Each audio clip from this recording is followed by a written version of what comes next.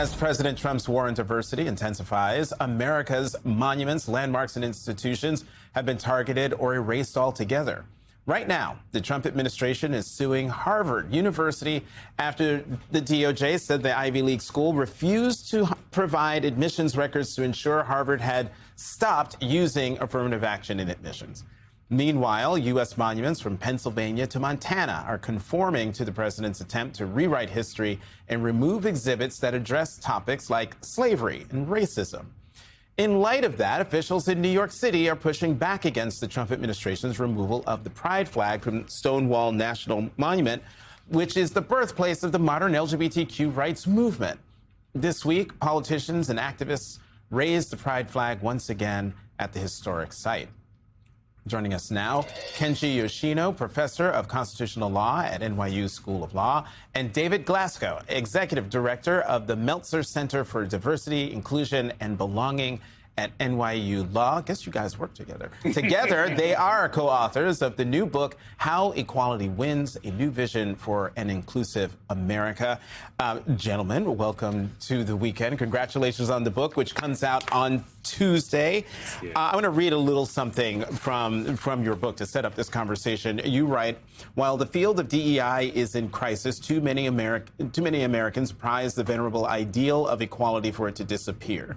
The question is, what will happen when the irresistible force of the assault on DEI meets the immovable object of the collective commitment to equality? Our answer to the riddle is that the work of equality will have to change. Kenji, what does that change? How? Yeah, thanks so much for having us. So I think it has to change in several ways, some of which will be appealing and some of which will not be appealing. Start with the not appealing. The left. Yeah, the not appealing stuff is that we need to support more dissent, right? That one of the things that we're seeing this administration do is to really shut down, as you just described, with regard to rewriting history. We really need to make sure that we allow individuals into the tent, not create a kind of cancel culture where people feel uncomfortable raising their views for at least a couple of reasons. I mean, one is that it makes preference falsification happen, that people, nod along and then vote their real preferences in the voting booth. And then the other one is that it makes even support very fragile. So you might nod along and say trans women are women because that's what the nice, kind people are saying, as Natalie Wynn says. But when somebody pushes on you, if you've only internalized that as a slogan rather than as a moral argument about equality, then you're not going to be able to push back. When the dissent, though, is about whether or not someone's allowed to exist in this country and live the way that they either want to live or feel they were born to live, that feels like that's when it gets into the sticky stuff. Professor Glasgow, where I understand what you're saying, because when I came out, I told my family, I was like, look, the Eugene train is going. I understand that some things have changed, not much. Frankly, it was a lot. It was a glass door. But I was like, the Eugene train is going. We'll pick people up along the way. You can ask questions and get on and off. But that's not how everybody experiences life. I was privileged to be able to do that and live in a family where that was okay. And I didn't get the dissent. But there are people, when they're talking about trans women or women, for example, or I want to exist in the world as a black trans woman, then the dissent is, no, you can't. And that's a little bit different than just like asking questions. Oh, for sure. And I would encourage people to robustly push back and engage in disagreement with people who express those kind of views. So supporting dissent doesn't mean you have to just listen to whatever anyone says without raising any peep of objection. But we think that creating a culture in which people feel freer to voice genuine doubts, concerns in good faith with people is more conducive to actually persuading them in the long term than if you're just kind of shutting them down or condemning them at the first sign of them disagreeing with you. I hate to simplify this, but just because we're talking about it in the context of the private sector and the tactical approach that companies can take to implementing successful DEI programs, how much does the economic argument play into your thesis? The fact that a lot of studies show that companies that have a robust diversity and inclusion program have a competitive edge to companies that don't. Yeah, a huge amount, because one of the chapters is really about the risks of retreating from DEI. So I think one of the things that this administration has been very successful in doing is scaring people into thinking if I stay in DEI, then I'm in trouble. Whereas there are multiple risks of retreating from DEI. So one is purely legal. Ask any general counsel where their discrimination cases are coming from, and they'll tell you the supermajority of Title VII cases are still coming from traditional plaintiffs like women, people of color, and the like. The second one is social. We all saw the Target boycott, when Target sort of slow-walked its DEI policies backwards. Another one is international, an international organization. Even as we sort of withdraw from DEI, other countries are doubling down and investing in it.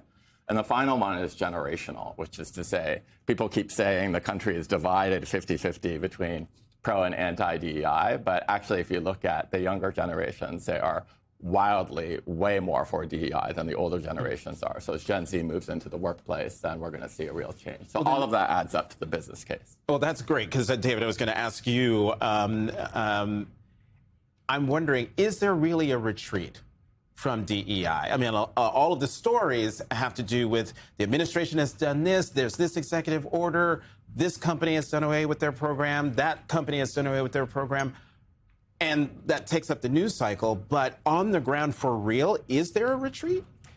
Yes and no. So the part of it that's no is that even conservative think tanks like the Heritage Foundation have done investigations of what's going on within corporate America and within universities. And they say that there's a rampant disguised DEI going on, right? Secret DEI activities going on under the scenes.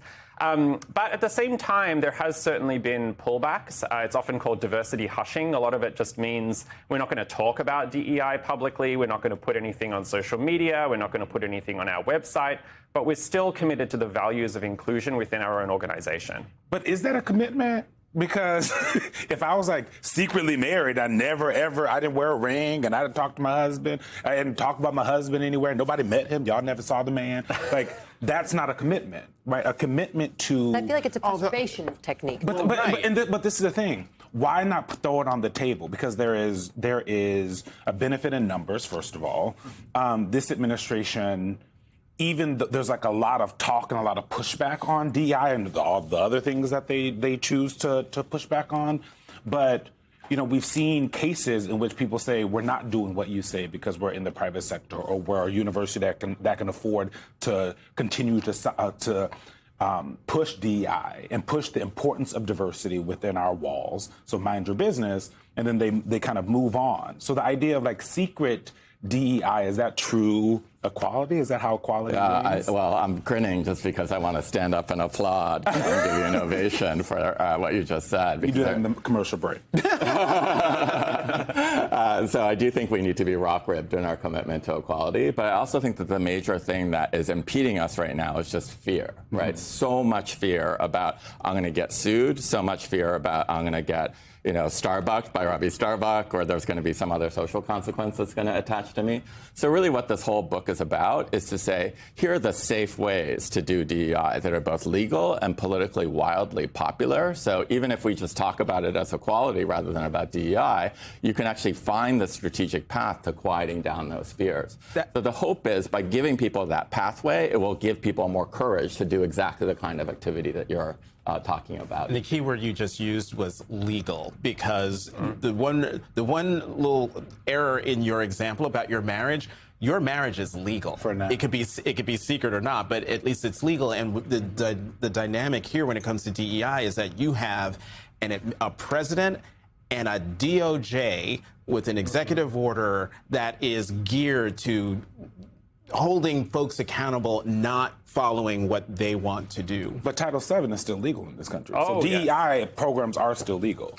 Oh, absolutely. And that's where a lot of the confusion arises, is this administration is muddying the waters, I think deliberately, by expanding the conception of what is illegal DEI, when the vast majority of DEI activities are perfectly legal. So just to give you a clear example, we urge a shift from lifting practices to leveling practices. So affirmative action practices, giving people a formal bump or a preference, that is legally risky ever since the affirmative action decision that the Supreme Court handed down. But removing bias from systems, creating a level playing field in recruitment, in promotion, and so forth, that is perfectly legal to continue doing. We'll keep having this conversation. David Glasgow, Kenji Yoshino, thank you very much for coming on the show, and congrats on the book, authors of How Equality Wins.